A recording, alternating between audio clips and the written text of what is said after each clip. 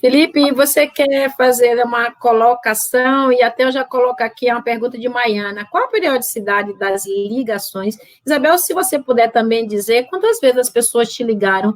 Você quer até responder antes de Felipe? Porque eu acho que essa pergunta é bem interessante. Quantas vezes, Isabel, foram 5 anos, é isso que você tomou de hormônio? Quantas vezes? E quem ligou? Foi enfermeiro? Foi farmacêutico? Foi médico? Quem foi?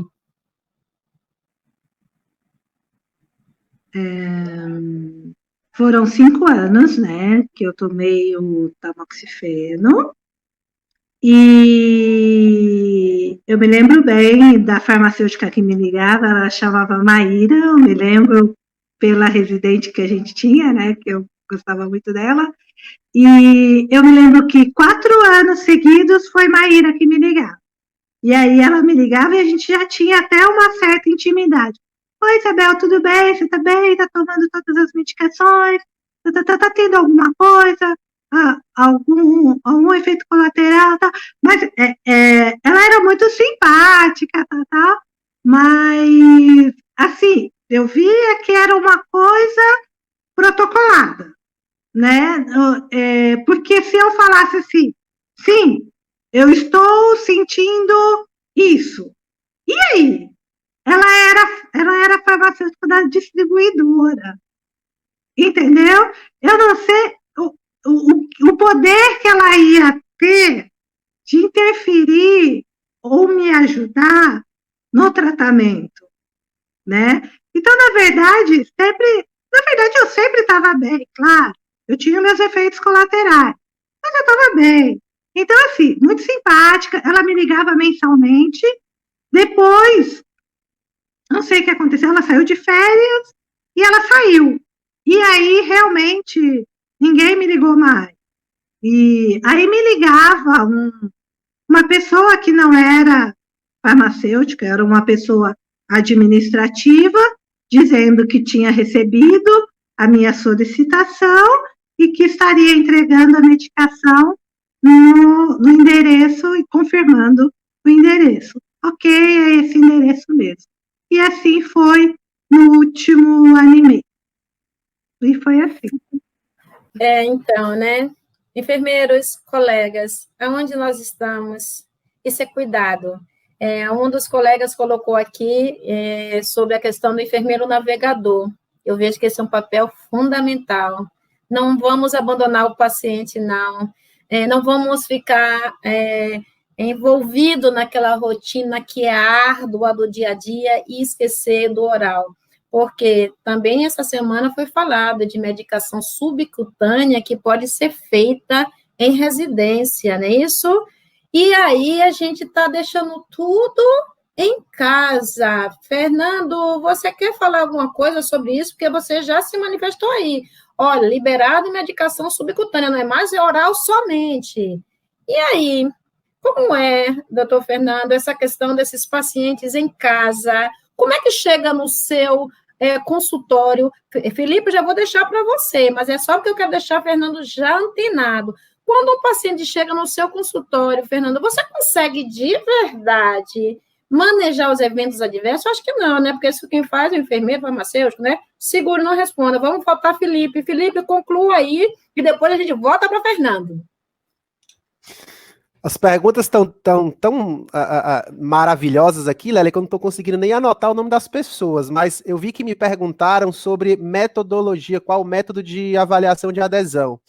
Repare, eu não sou muito fã de questionários, eu sei que é bastante utilizado, e na época a gente utilizava o Morisk, né? Mas eu acho muito engessado. O que a gente faz? A gente fazia 3 tipos de atividades. Primeiro, agendamento, né? O cumprimento do agendamento. Segundo, as ligações para checagem de comprimidos existentes. E terceiro, né, em determinados momentos, com a frequência um pouco maior, às vezes 3, 5, 6 meses, aí sim os questionários.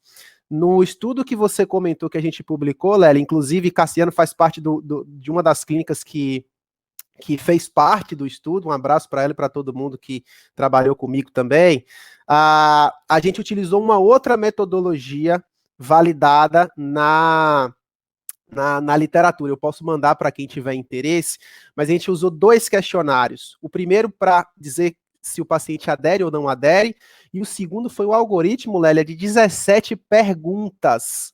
E essas perguntas, como todo algoritmo, transformava para mim em respostas dizendo: o paciente tem baixa dificuldade em aderir, dificuldade intermediária de aderir ou alta, né, dificuldade em aderir. Ele adere, mas com muita dificuldade. Então, isso a gente fez para os grupos que recebiam nas clínicas e os grupos que recebiam via fonte pagadora, né? Então, claro que isso vai depender muito de cada serviço, inclusive existe no Brasil, né, o acompanhamento feito pelas enfermagens também, o que é importante que se diga que precisa de fazer acompanhamento, né? E eu queria só deixar uma ressalva sobre essa grande polêmica, entre aspas, entre receber na clínica e receber via fonte pagadora. Há uns 2, 3 anos atrás, uma filha de um paciente, Lélia, veio até mim e falou assim: Felipe, é o seguinte, eu tenho aqui para você uma doação de 6 caixas do medicamento que meu pai não faz mais uso. Cada caixa custava 11 mil reais. Ou seja, ela tinha ali uma fortuna de dinheiro jogado fora. Por quê? Porque o pai dela já tinha falecido e ela ainda continuava a receber o tratamento, né? O controle muitas vezes é muito frouxo. As prescrições muitas vezes são válidas por 2, 3 meses, 5 meses, 6 meses, né? Muitas vezes o paciente recebe, infelizmente já faleceu. Então é mais um dos pontos aí que caberia pano para manga, como a gente diz aqui na Bahia, né, Lélia? Muito bom, viu, Felipe? Agora, eu preciso que você me responda, porque como enfermeira de assistência que eu fui, também chegava na minha mão mesmo no AIS, então, olha, eu tenho isso daqui. E aí eu pensava, nossa, a Valéria na farmácia não vai querer que entre na farmácia dela um produto que ela não sabe de onde veio, ela não sabe como foi conservado. Como é que eu vou fazer com isso? Eu não sabia. Rapidamente, Felipe, me ajude. Dá tempo ainda, me fala aí, porque eu acho que essa é a dúvida de muita gente, porque às vezes a gente pensa assim, amor, amor. Não, gente, amor com segurança. O que a gente deve fazer, Felipe? Pergunta difícil, hein, Lélia? Você tinha que largar uma dessa, você tinha. O negócio é o seguinte, oficialmente, a gente não recebia medicamentos vindo de outro lugar. Na verdade, se eu, Felipe, dispensasse uma caixa e esse paciente retornasse para mim 2 dias, 3 dias depois, eu já não recebia, quiçá, medicamentos que eu não sei de onde que veio. Número 1. Então, oficialmente é isso. Número 2.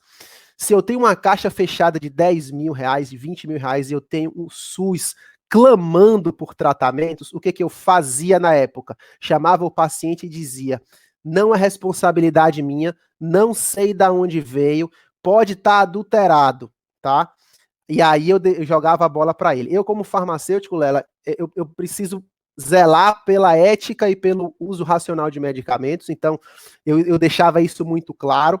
Por outro lado, o meu lado humano se equilibrava. Então você não vai ver, na minha opinião, clínicas, hospitais de grande centro recebendo esses medicamentos. Os medicamentos não eram recebidos, não eram incorporados de maneira nenhuma no estoque da clínica.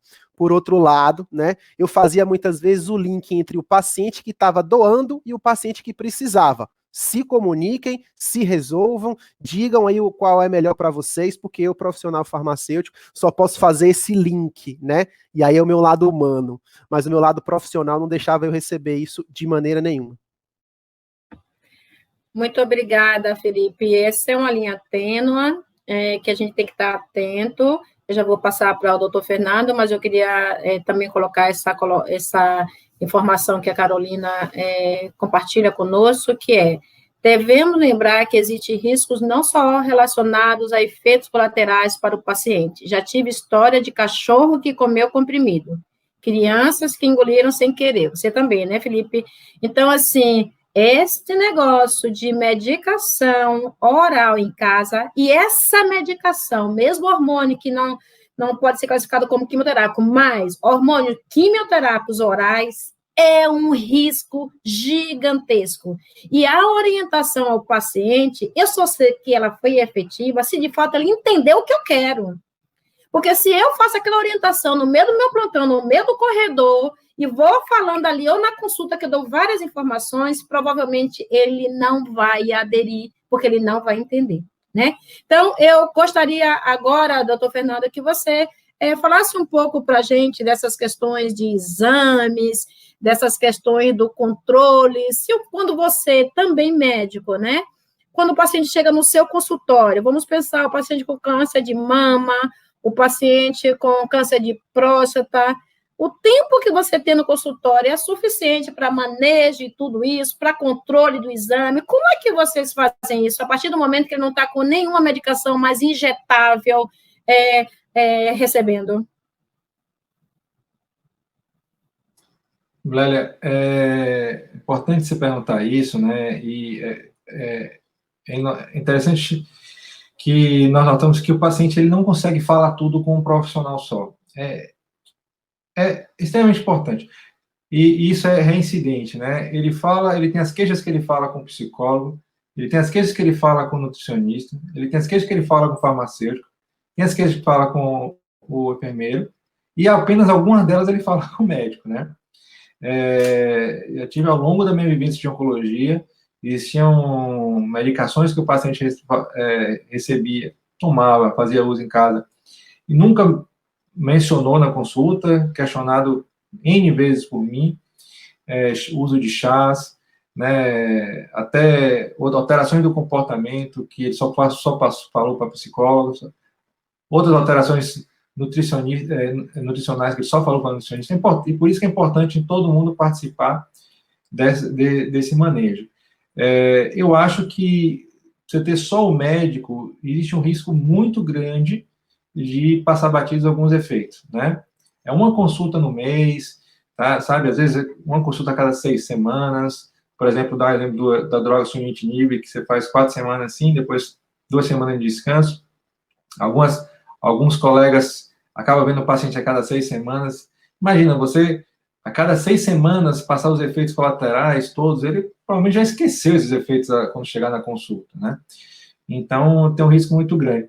Agora, um assunto que acabou a gente não comentando aqui, e que é, na verdade, uma deturpação do nosso sistema, que é o paciente faz acompanhamento em um determinado serviço, e o plano de saúde libera o tratamento oral em outro serviço. Então, na verdade, esse é justamente o oposto que está falando aqui, onde você tem um excesso de pessoas olhando, que eu acho que, na verdade, atrapalha nessa situação, tá? Você tem 2 médicos acompanhando o paciente, 2 farmacêuticos, 2 nutricionistas, Tive um caso recente agora que o paciente falou, doutor, eu não estou aguentando mais. Um fala uma coisa, outro fala outra. Assim, eu vou ter que escolher um lugar. E assim, eu estou aqui ligando para o meu plano porque eu quero tratar em um lugar só. Mas isso é decorrente do nosso sistema, dos acordos administrativos entre os serviços, tá? Que infelizmente traz essas aberrações. Tá? Eu sou extremamente contra esse tipo de dupla passagem. Não é aqui, vou aqui, não é dupla checagem, hein? É dupla passagem do paciente, né? Dupla checagem é super bem-vinda, né? Mas essa dupla passagem com 2 visões completamente diferentes do mesmo quadro, eu acho que tende a atrapalhar mais do que ajudar. Tá? Então, assim, respondendo a sua pergunta inicial, com certeza eu acho que existem falhas quando a gente não acompanha esse paciente de forma integral. Muito obrigada, doutor Fernando.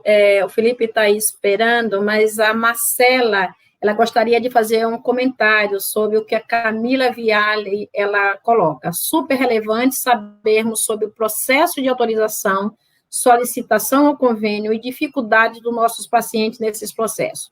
Talvez na prática assistencial falte mais orientação por parte por essa questão. Isso também é cuidado. Excelente, Camila. Eu vou passar para a Marcela, mas eu quero dizer o seguinte, eu tive, se a palavra certa é essa, o privilégio de estar morando em Salvador, quando a minha cunhada teve um câncer de mama. E o outro privilégio é que Fernando é o médico dela, Janice é a enfermeira dela, é a enfermeira gerente, e outros também que cuidam dela.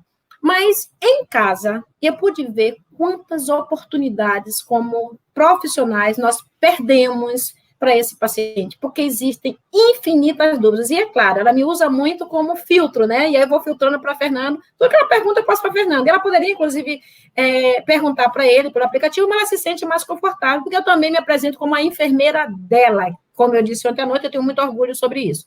Mas são dúvidas básicas. No início do tratamento, faz Oncotype, não faz Oncotype? Faz. Quem é no Brasil que faz Oncotype? Lá vai uma outra odisseia. E aí, o que eu fiz? Fiz navegação domiciliar, que eu acho que nós precisamos estar atento a isso, porque, às vezes, a nossa instituição não está atendendo a demanda real do paciente. E eu até entendo, porque são muitos processos, né? E como o Fernando disse, existe um aplicativo, mas a pessoa não gosta de usar aplicativo. E aí, gente, nós estamos considerando que é um avanço. Mas será que nossos pacientes também consideram aplicativo como avanço? Eu não sei, né? Eu preciso mudar de celular pelo menos a cada 1, 2 anos, porque senão meu celular não dá conta de aplicativos que eu uso. E imagine pessoas com recursos limitados, se ela vai conseguir botar, por exemplo, o aplicativo do plano de saúde dela. Então, por favor, Marcela, faça seu comentário, que nós já estamos caminhando de verdade para as considerações finais. Por favor, Marcela. Obrigada, Lélia. Eu vi esse comentário da Camila e eu achei extremamente importante, a minha opinião também, que a área assistencial também tenha conhecimento do assunto regulação em oncologia, né? Eu, quando era enfermeira assistencial, eu não tinha ideia nenhuma, eu não sabia nem o que era ANS, e tenho certeza que muitos podem estar ouvindo essa sigla pela primeira vez hoje. Mas porque a gente, na graduação, a gente não aprende muito sobre sistema privado.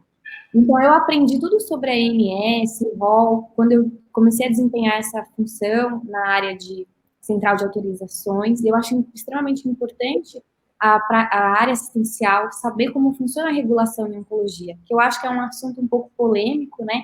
Porque hoje, para um medicamento ter aprovação na Anvisa, por exemplo, pode demorar, o Felipe e o Dr. Fernando podem até me ajudar a responder isso, mas pode demorar, às vezes, mais de 200 dias até um medicamento que lá fora já é aprovado pelo FDA, até isso entrar no Brasil, demora meses, e mesmo que ele seja aprovado pela Anvisa, ele demora meses até começar a ser comercializado no Brasil.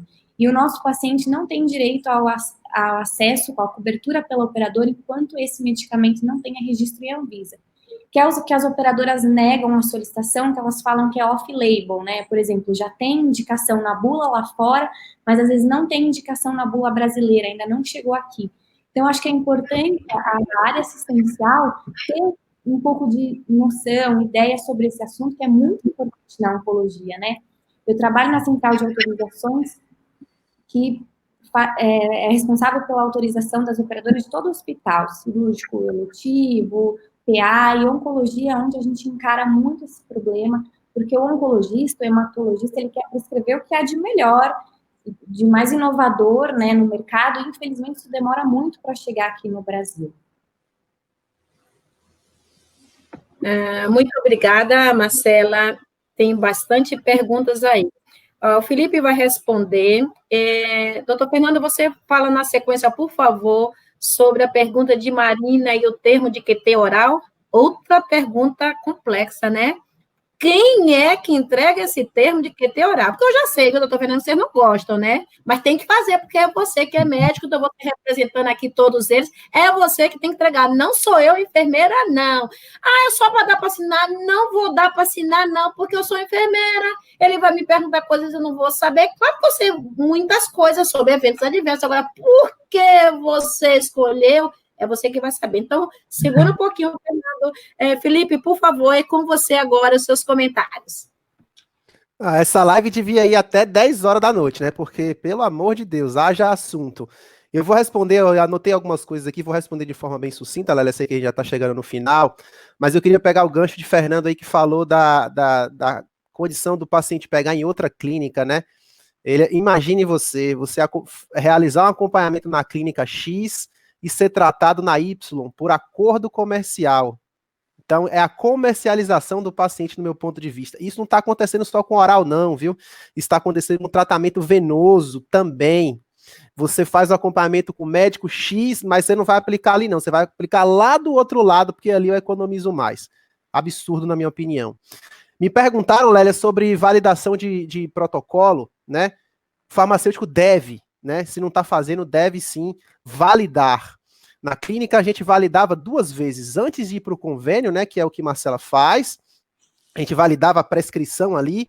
E depois, no dia da aplicação, uma nova validação de prescrição médica. E em muitos lugares, o farmacêutico é que cadastrava o protocolo, não somente realizava a dupla checagem, mas ele era responsável por padronizar pré-quimioterapia, quimioterapia, dias, dose, enfim, toda a posologia. Eu queria responder também a pergunta de, acho que foi João, já não lembro mais, assim, as perguntas estão demais, viu, Lélia? Eu tô anotando mais ou menos aqui, mas ele me perguntou, Júnior, desculpa, anotei sim, Júnior, perguntou sobre síndrome mão-pé, e aí eu encerro. O que vocês fazem para síndrome mão-pé? Júnior, é o seguinte, a dificuldade é absurda. Diga, Lélia, que foi? Você quer encontrar aqui a pergunta dele no meio de várias. O que vocês indicam para manejo da síndrome mão-pé relacionada à capecitabina e como proceder na administração do mesmo medicamento quando possui sonda nasointeral? Complicou um pouquinho, hein? Pergunta bem simples, né, Júnior? Tranquilo, né? Tá tudo no guia, você pega um livro, você abre e você vai ver tudo isso. Mentira. Eu posso mandar para você, Júnior, uma revisão sistemática que a gente se deparou, isso em 2016, 2017, que avalia as oportunidades de condição para se prevenir, né? Na época, a melhor coisa de efetividade para combate era o Celecoxib. Quem é que vai utilizar Celecoxib como prevenção? Né? É um risco muito grande, principalmente paciente idoso, né? Não é. Aí você tem várias outras oportunidades, como ureia, né? Chá de camomila e várias outras, mas nenhum é tão efetivo. O que Felipe fez, Lélia? Gaiato, do jeito que você conhece, eu fiz um estudo clínico, né? A gente fez um estudo clínico na época, a gente desenhou um fase 2, em que eu combinei 2 substâncias, das quais não posso falar para vocês, mas eram fitoterápicos, tá? Combinei 2 fitoterápicos, o Instituto patrocinou e a gente começou essa testagem. Claro, com termo de consentimento, o CEP aprovou tudo, do ponto de vista ético, tudo ok, né? E com acompanhamento muito firme. Mas, para responder você, Júnior, não tem nada 100% efetivo. É uma reação dose-resposta, então você vai precisar manejar a dose de capecitabina muitas vezes, e não só da capecitabina, o doutor Fernando vai lidar muito com isso aí, com sunitinib e várias outras substâncias, né, do tratamento renal.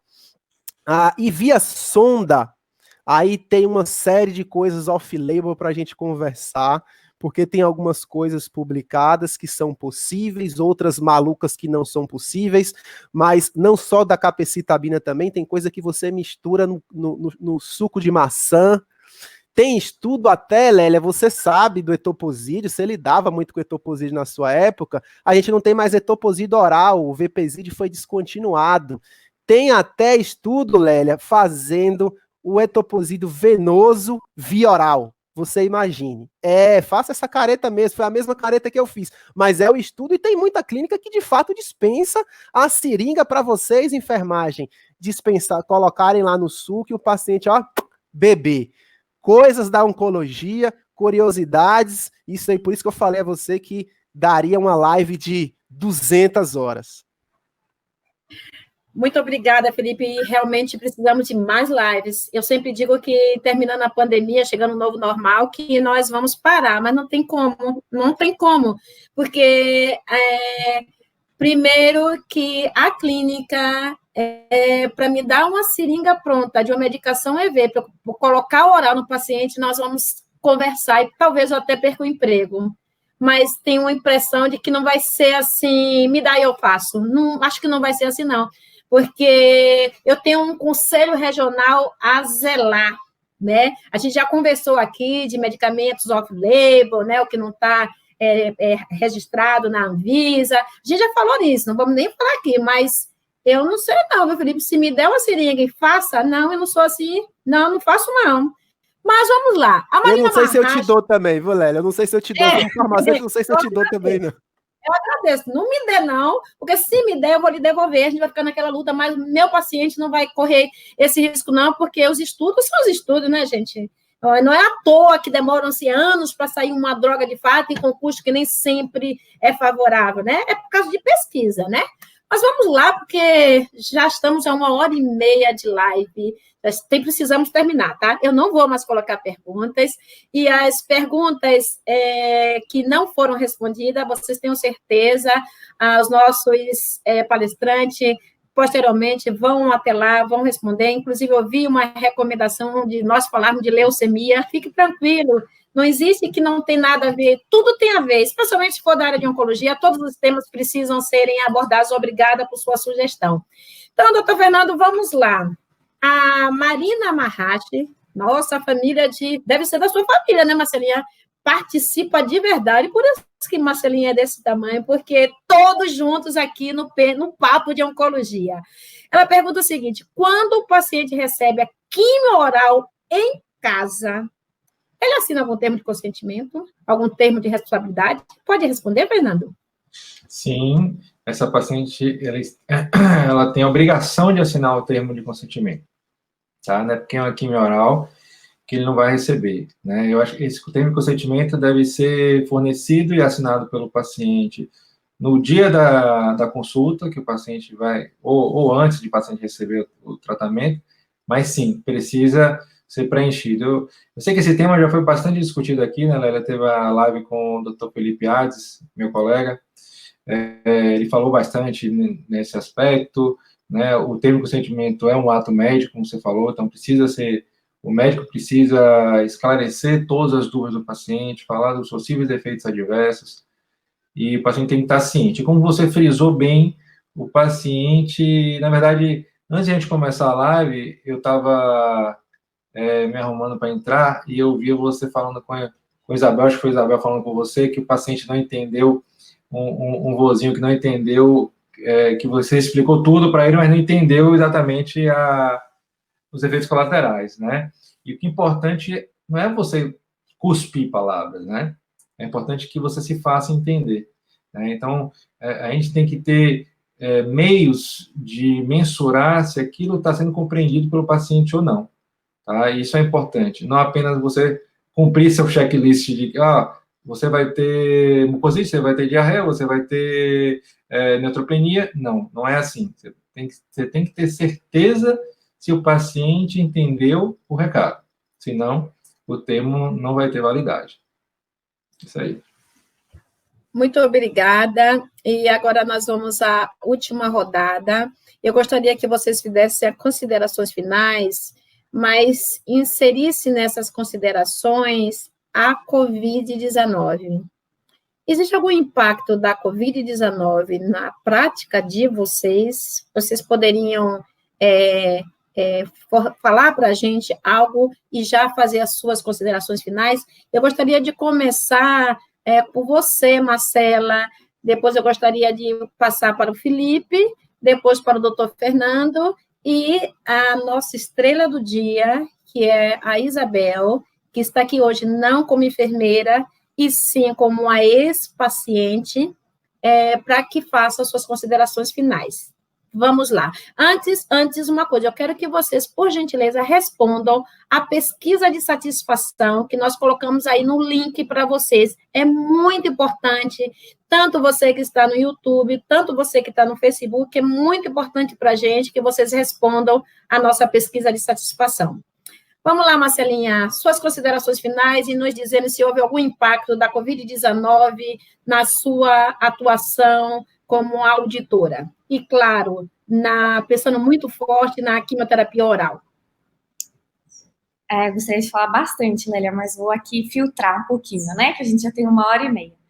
Sim, impactou, mas vou falar um pouquinho sobre a central de autorizações, que é a área onde eu atuo, né? Nós fizemos em parceria, né, com os nossos colegas da oncologia, que estão, inclusive, nos assistindo aqui, farmácia, enfermagem, a gente solicitou para a operadora, por exemplo, se tratando de quimioterapia via oral, o paciente vir uma única vez, hoje, só para explicar para vocês, a gente não pode solicitar quimioterapia via oral por 6 meses, por exemplo. A gente insere a solicitação para a operadora a cada ciclo, porque a gente só consegue inserir um pedido com 30 dias de antecedência.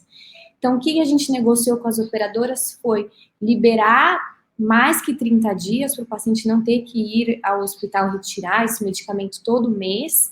E eu sei que muitas operadoras que entregam em domicílio também adotaram essa medida, entregar de uma vez só, ou que indicam algum referenciado também, entregar por mais ciclos.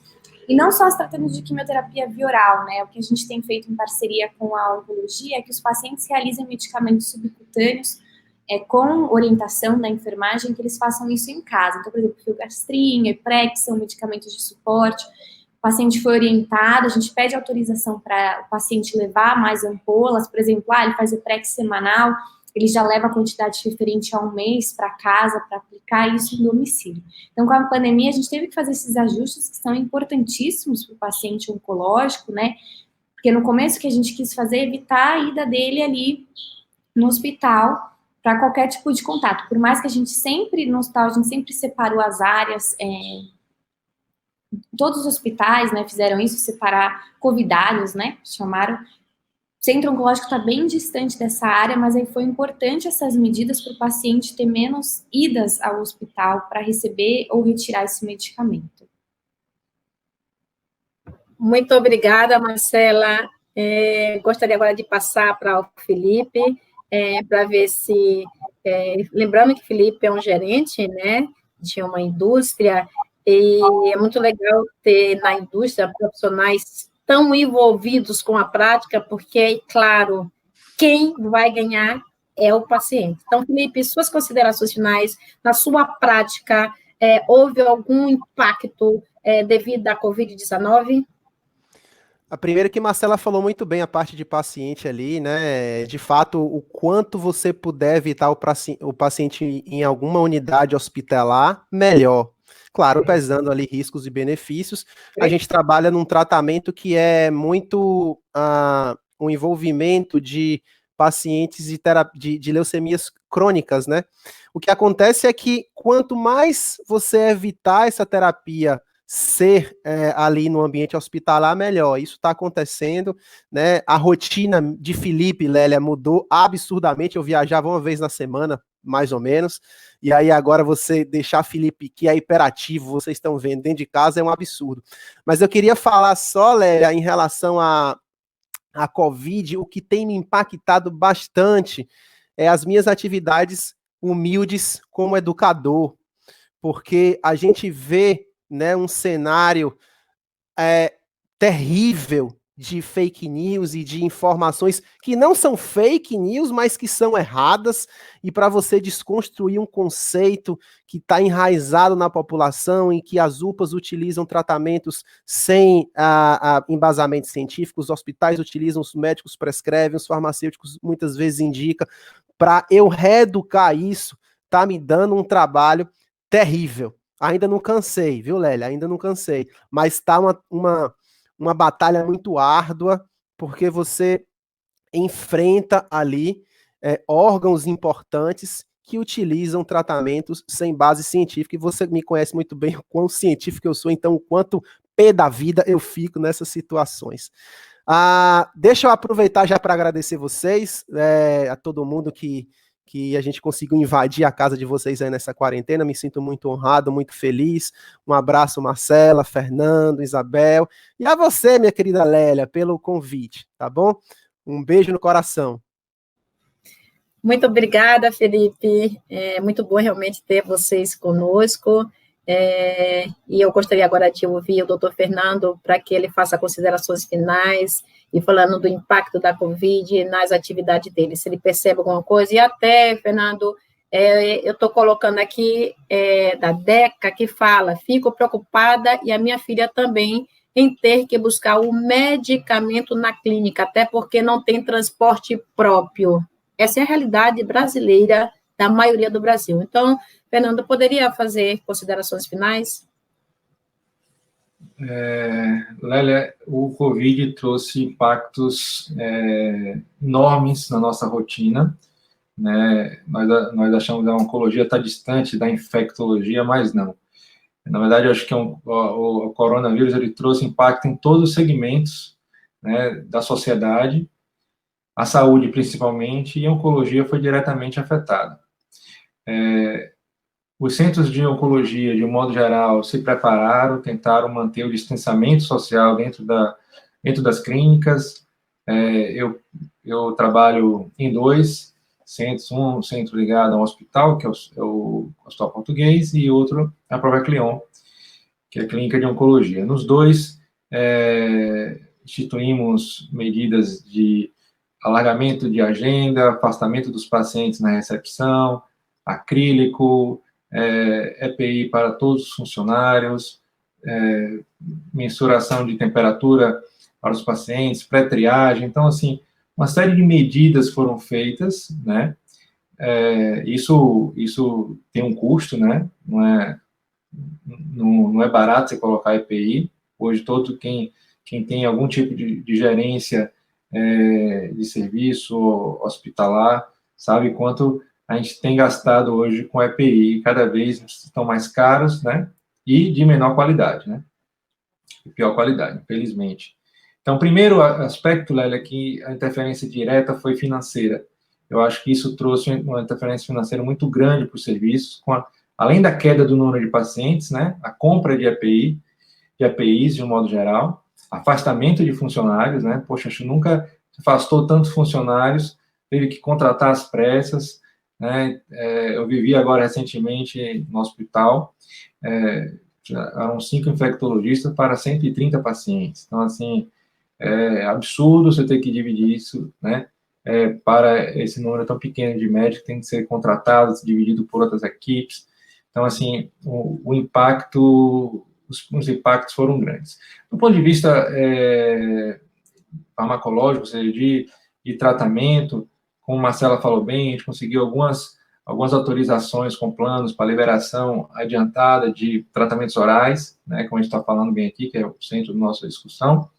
Então, alguns planos de saúde permitiu a entrega, né, de 1, 2, 3 caixas, né. Vale dizer que isso tem um risco também, porque o paciente pode usar, né, de forma errônea, o paciente pode progredir e estar com aquele medicamento em mãos ali de forma desnecessária. Então, é um risco que foi assumido, tanto pelo médico, como pela clínica, eu falo médico porque foi o médico que prescreveu e pediu a solicitação, como pelo plano de saúde, né? Então, mas são os impactos que temos sofrido, né? E o impacto direto na decisão terapêutica também foi importante. Vou te dar alguns exemplos, alguns pacientes que iriam para a cirurgia nesse momento, onde nós ponderamos de não indicar a cirurgia nessa ocasião, pela complexidade que hoje está os hospitais, uso de respiradores, uso de UTIs. Então, muitos pacientes foram poupados de cirurgia e ficou decidido de utilizarmos tratamento neoadjuvante, por exemplo, né? Trocados por hormonioterapia, no caso de câncer de mama, tive alguns pacientes que, em vez de a gente operar agora, eram pacientes com receptores hormonais positivos, trocamos o tratamento para hormonioterapia por 6 meses. Esperamos que em 6 meses nós já tivemos números bem melhores que temos hoje e essa paciente poder operar de forma mais tranquila. Então, algumas decisões foram feitas nesse sentido. Então, perceba que os impactos foram gerais, financeiros, gerenciais e de saúde mesmo, para todo mundo. Isso aí. Gostaria de agradecer a você pelo convite, a todos que estão aqui. É um prazer revê-la, Marcela. Felipe, parabéns pelo seu artigo. Fantástico. Isabel, agora figurando como paciente, né? Eu imagino a experiência que você teve. Eu espero que tenha sido rápida e passageira, né? E que você tenha ficado com aspectos positivos e negativos, porque quem passa por isso, com certeza é uma outra pessoa muito mais forte. Boa noite, pessoal. Ai, ai. É isso aí. Muito obrigada, doutor Fernando. Agora eu passo para a Isabel, que, de novo, eu reforço, Isabel, apesar de ter formação em trabalhar como enfermeira, hoje, ela dispôs o sentimento, né, porque precisa de sentimento, né? Ela dispôs o tempo para compartilhar com a gente a visão de um paciente no que se refere à quimioterapia oral. Eu imagino que não deva ser fácil falar assim, né, para várias pessoas sobre o seu dia a dia, porque o câncer, ele deixa algumas marcas. E, para mim, como enfermeira, eu digo sempre que as marcas são as melhores possíveis, porque eu pude me entregar como profissional para fazer o que há de melhor em mim para ajudar nessa jornada. Então, Isabel, de uma maneira muito especial, eu agradeço a sua participação e eu gostaria que você fizesse as considerações finais. Eu que agradeço a participação na live, obrigada a vocês que participaram também comigo, e realmente é um aprendizado tudo isso, né, esses anos todos, foi um aprendizado profissional, um aprendizado como paciente, foi uma luta, o medo, enfim, foram vários enfrentamentos, né? Bom, João, foi muito árduo, né? Mas eu sempre estava acompanhada de familiares e de amigos, né? Sempre.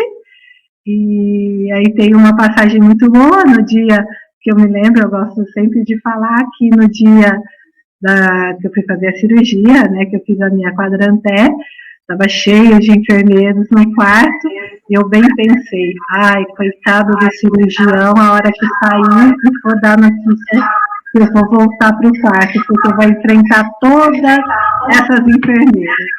Mas é muito bom ter amigos, né?